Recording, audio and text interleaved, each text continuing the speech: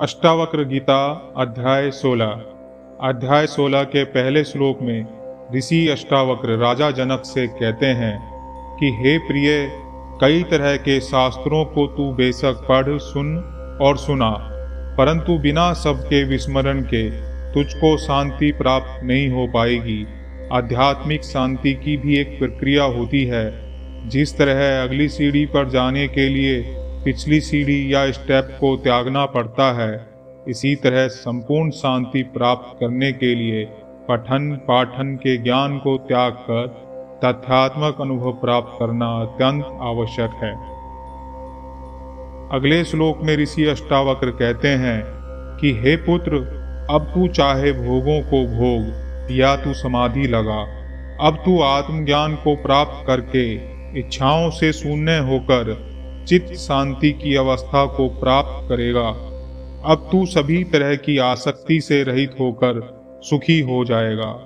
जिस तरह कई तरह के मानसिक रोगों जैसे चिंता, अशांति के लिए व्यक्ति मेडिटेशन कैंप्स को ज्वाइन करता है, निसंदेह लोग मेडिटेशन करके शांति को प्राप्त करते हैं, परंतु स्थायी शांति को प्राप्त करने के लिए हमें अशांति के कारणों को समूल नाश करना ही होगा। जिस तरह यहाँ अष्टावक्र कहते हैं कि अशांति के कारणों का समूल त्याग करके ही स्थायी शांति को प्राप्त किया जा सकता है।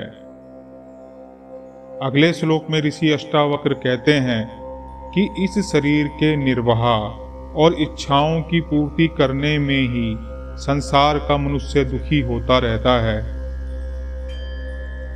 परंतु ज्ञानी अपनी इच्छाओं को समेटकर व्यर्थ के यत्न और परिश्रम को त्याग कर सदैव सुखी रहता है। जिस तरह एक मयान में दो तलवार नहीं रह सकती, उसी तरह इच्छाएं और सुख दोनों एक साथ नहीं रह सकते।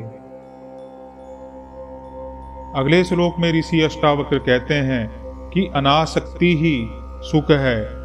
जो ज्ञानी व्यक्ति नेत्र को खोलने और बंद करने में भी आवश्यकता को विचार करता है, अतः बिना प्रयोजन के वह व्यक्ति नेत्र को ना तो खोलता है और ना ही बंद करता है। इस तरह की आलसी प्रवृत्ति को एक ज्ञानी अपनाता है और ऋषि अष्टावक्र कहते हैं वही सुख को प्राप्त भी होता है।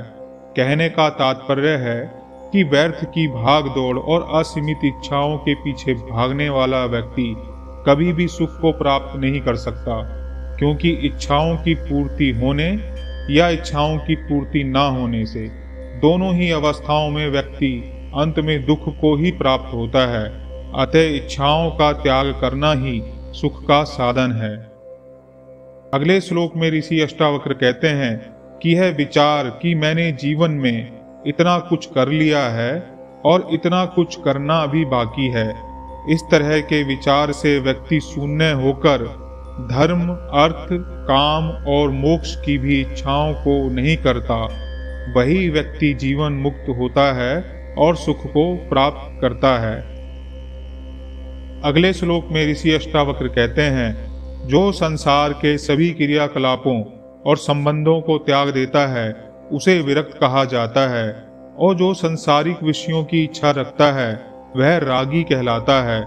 परंतु जो व्यक्ति ना तो संसार से द्वेष रखता है और ना ही संसार में आसक्त होता है, वह वितरागता की अवस्था को प्राप्त करता है। उसे त्याग और ग्रहण से कोई प्रयोजन नहीं रहता। ऐसा व्यक्ति ज्ञानी और जीवन मुक्त कहलाता है। अगले श्लोक में ऋषि अष्टावक्र कहते हैं कि तृष्णा से विवेक शून्य हो जाता है और विवेकहीन व्यक्ति जब तक जीता है तब तक वह त्याग और ग्रहण के क्रियाकलापों में ही लगा रहता है, परंतु तृष्णा मुक्त व्यक्ति प्रारब्धवश यदि त्याग और ग्रहण करता हुआ प्रतीत भी होता है तो भी वह जीवन मुक्त होकर इन क्रियाओं में लिप्त नहीं होता। अगले श्लोक में ऋषि अष्टावक्र कहते हैं जब विषयों से सुख मिलता है तो व्यक्ति विषयों से प्रेम करता है, और जब इसके विपरीत इन्हीं विषयों से कष्ट या दुख उत्पन्न होता है तो मनुष्य इन विषयों की आलोचना करता है। तब वह मनुष्य इन विषयों से दोष करता है। परंतु मनुष्य इन विषयों की निंदा करता है और प्रेम भी करता है। लेकिन ज्ञानी जीवन मुक्त पुरुष एक निष्कपट बालक की भांति राग द्वेष से मुक्त रहता है।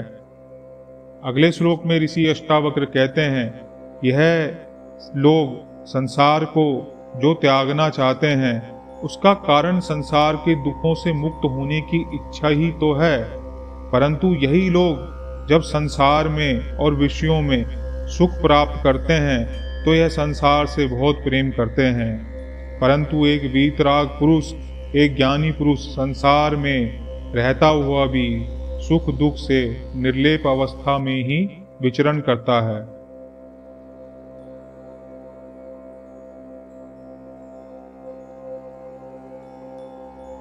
अगले श्लोक में ऋषि अष्टावक्र कहते हैं कि जो यह अभिमान करता है कि मैं ज्ञानी हूँ, मैं मुक्त हूँ, वास्तविकता में तो वह ज्ञानी है ही नहीं, और जिसे योगिक क्रियाओं का अभिमान है वह भी योगी नहीं, अपितु ये तो दुख के भोगी हैं। अध्याय 16 के अंतिम श्लोक में ऋषि अष्टावक्र कहते हैं, चाहे तुमको महादेव, विष्णु या ब्रह्मा उपदेश कर लें, तुमको सुख प्राप्त नहीं होगा।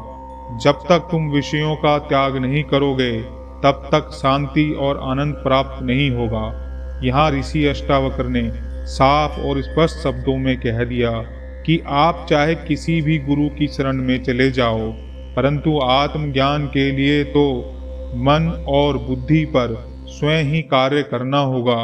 इतना स्पष्ट वक्तव्य अष्टावक्र जी देते हैं।